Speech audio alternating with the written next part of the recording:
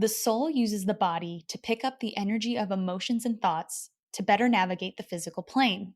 That way, it can learn what's good for its evolution. Lower emotions tend to indicate there's healing that needs to happen, while higher emotions means you're aligned and on the right path. If you haven't trained yourself to separate your self-worth from emotions or thoughts, then it's harder to progress. The next time you feel fear when trying something new or working on an inspired project, here's what you can do. Stop for a second, acknowledge that you're feeling fear, then tell yourself, "Hey, ego, I know you're feeling fear. I appreciate you wanting to protect me so fiercely, but you're not needed anymore." Many people want to navigate life with peace and joy, but struggle to connect to their intuition. They find themselves overwhelmed, burned out, and frustrated. My name is Francesca Phillips, and I'm obsessed with spirituality and psychology and how the two can intersect to help you live a successful and intuitive life. I believe each of us can accomplish amazing things through balance and healthy habits instead of burnout. Consider this your go-to resource for where spiritual wellness and mindful productivity meets practical wisdom. If you're craving positivity and want to know how to find the answers within, instead of searching endlessly without, then you're in the right place. Get ready to feel supported and inspired. This is the Good Space Podcast. You're listening to the Good Space Podcast, episode number 15, 5 things that make you look like an amateur instead of a pro. Before we dive in, I want to give my warm appreciation to our reviewer of the week, 7 Julie H. And they say, "So happy this podcast exists. I have always appreciated the emphasis on intentional living that the Good Space brings, and I'm thrilled they've branched out onto another platform. Each episode is packed full of knowledge and insight, and I always walk away feeling more focused and motivated." Thank you so much, 7 Julie H, for your sweet words and warm feedback. I really appreciate you taking the time to share. If you want to be highlighted in an upcoming episode and help further the mission of the Good Space, make sure to subscribe and give us a review on Apple Podcasts so I can then highlight your review in an upcoming episode. It only takes a minute. You can pause the episode and come right back. Make sure to screenshot this episode on your phone and tag us on your Instagram story at FindYourGoodSpace, #TheGoodSpace, to let me know that you're joining in today, as you know that I love to share those screenshots on our stories too. All right, let's begin. Have you ever thought you needed more structure in your life, or that you want to be more disciplined and create your best life now? Well, you're listening to the right episode. Today, I want to talk about one of the mindset shifts that helped me create the structure I needed and got me closer to living my best life now. Some years ago, I picked up The War of Art by Steven Pressfield and couldn't put it down. There were many mind-blowing takeaways, but the one that gave me an immediate aha moment was when he described the difference between the amateur and the professional. Most people I look up to encapsulated everything he described as a professional. Then my heart sank a little when I noticed how many of the amateur traits I had. Learning this knowledge inspired me to immediately revamp my habits and act more like a professional. There are still parts I struggle with and continue to work on, but as a whole, my quality of life has increased. Now, when I'm tempted to watch TV instead of getting my important work done, I can ask myself, do you want to be an amateur or a professional? It's become a nifty tool to keep myself in check, and one that I want to share with you today. As a disclaimer and gentle reminder, this episode isn't meant to make you feel shame or guilt about having amateur habits, but to illuminate something that may be useful for you. Our goal during this physical journey is evolution. When we come to Earth, it's like a shop of experiences and learning. We get to choose what information we want to take home with us and which we'll gratefully leave by the wayside. My goal is to offer you the bits of information that helped me in case it also helps you. We're all walking each other home, right? All right, let's jump in. The first thing I want to talk about is how discipline is a myth. Did you know that discipline is a myth? Any person who has the qualities or life you admire aren't more disciplined than you. But how can that be? The reason they aren't is because what helped them succeed were really stinking good habits. No one can make progress on discipline alone. That depletes too much energy. The reason we equate discipline to success is because we need it during the beginning stages of habit creation, which is around 66 days.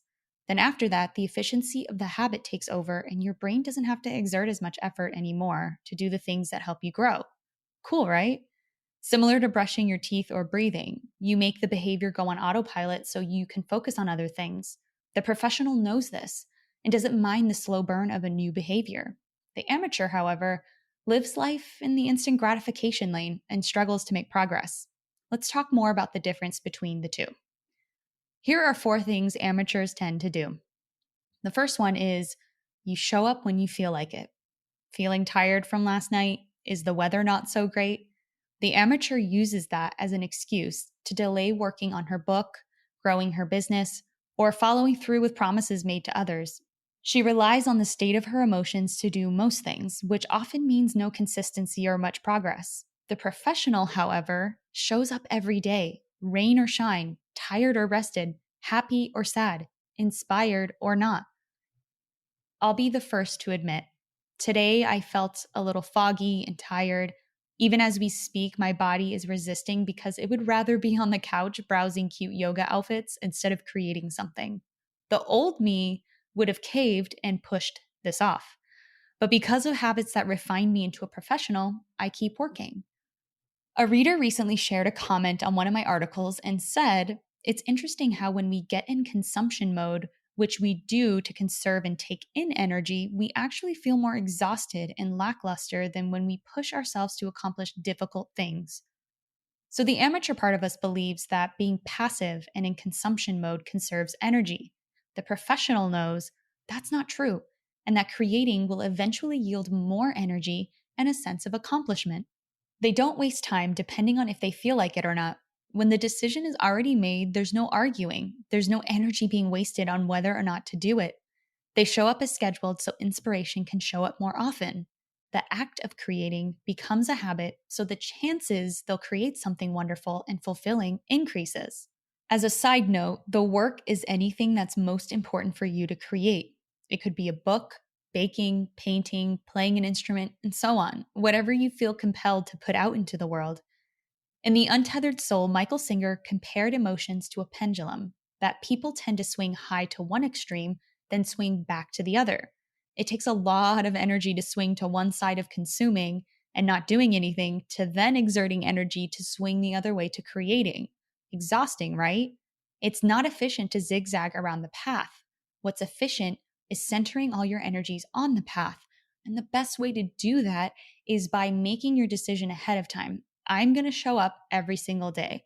I'm going to show up no matter what. So there's no zigzagging. There's no chance that you're going to swing into not doing anything. You've already decided, and so you are saving energy by doing that.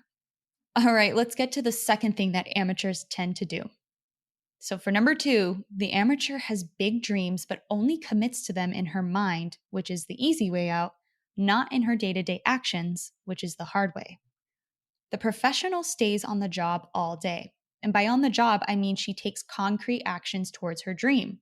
She works to make it into a reality. I'm sure you know many people who mention their dreams but don't act on them. Maybe you're one of them. The ego makes us believe there's a fine line when there really isn't. You're either taking action or you're not. When I was more of an amateur than a professional, I would talk to people about my dreams. We would brainstorm, ideate, and feel great afterwards. What I didn't realize was this didn't mean I was taking action. The ego makes us believe there's a fine line when really there's not. You're either taking action or you're not. When I was more of an amateur than a professional, I would talk to people about my dreams. We would brainstorm, ideate, and feel great afterwards. What I didn't realize was this didn't mean I was taking action. Even though I felt like it, I was still only committed to my dream in my mind by talking about it, but wasn't actually taking needle-moving steps in my day-to-day actions. When I was getting my psychology degree, I remember learning how excitement from others about an idea or dream you have has the same effect in your body as if you've already accomplished the thing. So a lot of people lose steam or never move forward because hearing, "Oh, that's so exciting, good for you," turns a switch inside that tells them they've accomplished the thing, so they don't need to keep going. After hearing this, I still allow myself to selectively share my dreams with people. And when they say, "Oh, that's so great, congratulations," I receive it with appreciation, then remind myself, okay, you still have work to do. Don't let this fool you into thinking you're done. The thing is, you can teach yourself to become a professional and take concrete actions towards your dreams. And that happens through your habits. But if you find yourself day in and out making excuses and avoiding any action, there's also a chance you may want something different and haven't admitted it yet. Food for thought there. Or maybe you have a set of beliefs that stop you from moving forward. Either way, the professional doesn't entertain those excuses or beliefs and just gets to work. The third thing that amateurs tend to do is treat fear as a do not enter sign rather than a guiding light. Fear has been the biggest teacher in my life. Call it the Catholic upbringing or the Italian one, most likely both combined, but fear is a familiar foe turned friend. Regardless of my upbringing, I know fear doesn't discriminate, and you may struggle with it too. Even though I'm used to making bold moves like moving to Los Angeles for the music industry, there was a lot of anxiety and fear behind it. For most of my life, when I felt fear, I would freeze, overanalyze, and have near panic attacks. Bless my friends and therapists for letting me call them panicked and overwhelmed about the smallest of things. I used to see fear as a sign that I shouldn't do something. It made me run for the comforts of routine and hide within myself.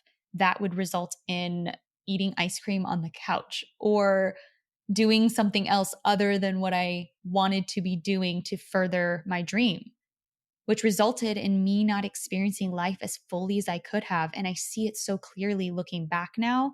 So I'm hoping that by sharing this with you, you can get to it sooner than I did. What I've learned since then is that the professional acts anyway and takes fear with her. That fear is an indication something new is about to happen and the ego feels uncomfortable. Leah Valencia Key said in episode 10 to bring fear with you. She said, I'm walking with my knees shaking towards my dream. I am walking with tears in my eyes, butterflies in my stomach towards my dream. End quote. That's the mark of a true professional. Someone who doesn't let fear dictate whether they keep going or not. After my years of studying Eckhart Tolle, Wayne Dyer, and meditating, I've noticed various patterns. One of them being that the emotions you attach to and identify with aren't who you are. They don't define you. Just because you sense fear doesn't mean you should stop. Like just because you feel shame doesn't mean you're worthless. The soul uses the body to pick up the energy of emotions and thoughts to better navigate the physical plane. That way, it can learn what's good for its evolution. Lower emotions tend to indicate there's healing that needs to happen, while higher emotions means you're aligned and on the right path. If you haven't trained yourself to separate your self-worth from emotions or thoughts, then it's harder to progress. The next time you feel fear when trying something new or working on an inspired project, here's what you can do. Stop for a second, acknowledge that you're feeling fear, then tell yourself, hey, ego, I know you're feeling fear. I appreciate you wanting to protect me so fiercely, but you're not needed anymore. So I'm going to place you in the background with fear while I keep working. This acknowledgement puts your soul in the driver's seat. And as a side note, excitement and fear create the exact same sensation in your body. So if it helps to remind yourself of this, that's great too. The fourth thing that amateurs tend to do is wait for inspiration. The professional shows up every day as scheduled and works anyway. They understand that inspiration is preferred in such a treat, but that they would never get their work done by waiting. It's almost as if inspiration needs to know you're serious. So when it sees you working away every day, it's more likely to show up. I remember my first experience of this concept clearly. Although back then I didn't know how to explain it, but looking back, I can. I was sitting on the ugly green carpet floor of my bedroom in North Hollywood and had to go to the studio in about an hour to record. I had written a song with another writer and it was going to be used in a commercial. So I wanted to change the bridge, the part in every song where the key changes, before sending it in. I was trying out different melodies and lyrics, but nothing was clicking. For the full hour, I was working away, yet nothing was coming out. It was so frustrating. So I remember thinking, okay, there's nothing I can do now. I just have to show up at the studio and I'll figure it out when I'm in the mic booth. And I kid you not, from the time my body moved to stand up to reaching for the doorknob, the melody and lyrics hit me like a wave. It was a magical, magical moment. Because I had gotten myself into working mode and allowed myself to create without inspiration, I was better able to have sensitivity to the inspiration that came after. My body, mind, and spirit were attuned and ready to receive it. I was in that receiving mode. I was ready and I was creating. It was just a wonderful, wonderful moment. So the funny thing though about the amateur waiting for inspiration is that because they're not in the habit of creating, they're less likely to recognize or act on inspiration when it does arrive. Another example is when I was writing blog posts a lot more a few years ago. I dove deep into the craft of writing. One of the habits I picked up was taking notes of quirks or interesting things about people to reference for future characters and books. When I was in that habit, life felt vibrant because I noticed the little things and inspiration flowed like running water. When I stopped, the inspiration slowed to a tiny drip, then eventually stopped. So the act of being aware of and in creation mode really, truly, truly makes a difference. And when I would take those notes down for characters and books, it wasn't that I was, constantly getting inspiration, but I noticed it more and I received it more because I had a method and a system and a process that showed up for me every single day. And then I noticed a huge difference when I stopped. You want to know how many people tell me about their book ideas but never actually write it?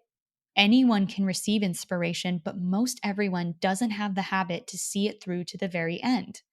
But it's not because you're lazy. It's because almost everything you do is based on a habit, and right now, they're not serving you. The fifth thing that amateurs tend to do is they seek cheap thrills in her work instead of slow burn fulfillment and progress.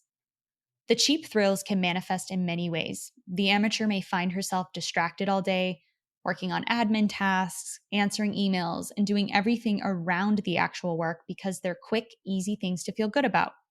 She may also suffer from shiny object syndrome to avoid her most important tasks. This means that as soon as she hears a good idea, she jumps on it and abandons her previous work. The amateur is attracted to doing so many new things and does most of them at the same time, which leaves a trail of half-done work strewn about and no real progress made. The professional knows the value of sticking to the important work and plugging away day in and day out. She also keeps her focus to a minimum and may only have a few major projects she's working on at a time. She knows her energy and time are precious and would see better results slogging it out than jumping from project to project.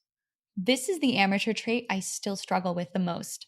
Let me tell you how many times I still catch myself riding the high of answering Slack messages and writing Instagram captions while my book still sits half written, or my productivity course that's begging for my attention. The ego and monkey mind will always prefer quick wins over the slow burn of progress. These continue to be great learning moments for me. When I catch myself indulging in the cheap thrills, a professional isn't considered one because they're a special type of person who's better than every amateur out there. They're a professional because they feel the exact same temptations as the amateur, but created the habits necessary to keep going. They chose to react differently. And you too can make that switch from amateur to professional. I believe in you. Now it's time for an affirmation. I am a professional who shows up every day and stays focused on her most important work.